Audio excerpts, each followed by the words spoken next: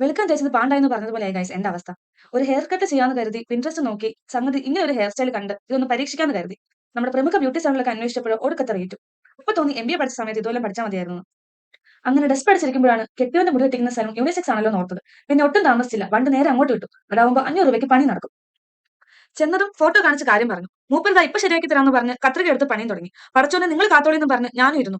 മുടിവെട്ടലിന്റെ ആദ്യ ഘട്ടം പിന്നിട്ടപ്പോ തന്നെ ഇതിന്റെ പോക്ക് എങ്ങോട്ടാണെന്ന് എനിക്ക് മനസ്സിലായി. ഭാര്യയാണെങ്കിൽ എന്റെ മുടിയെടുത്ത് അങ്ങോട്ട് തട്ടുന്നു ഇങ്ങോട്ട് തട്ടുന്നു. ഞാൻ എനിക്ക് അറിയാവുന്ന മുറി ഹിന്ദിയിലൊക്കെ പറഞ്ഞ് മനസ്സിലാക്കാൻ ശ്രമിച്ചുകൊണ്ടേയിരുന്നു. ചക്ക ചക്ക എന്ന് പറയുമ്പോൾ ചുക്ക് ചുക്ക് എന്ന് മനസ്സിലാക്കുന്ന ആളോട് ഞാൻ എന്ത് പറയാനാ. അവസാനം ഞാൻ എന്റെ ശ്രമം നിർത്തി എന്തെങ്കിലും ആകട്ടെ എന്ന് കരുതി നിസ്സംഗ ഭാവത്തോടെ ഇരുന്നു. ഒടുക്കം ഞാൻ പ്രതീക്ഷ തന്നെ സംഭവിച്ചു.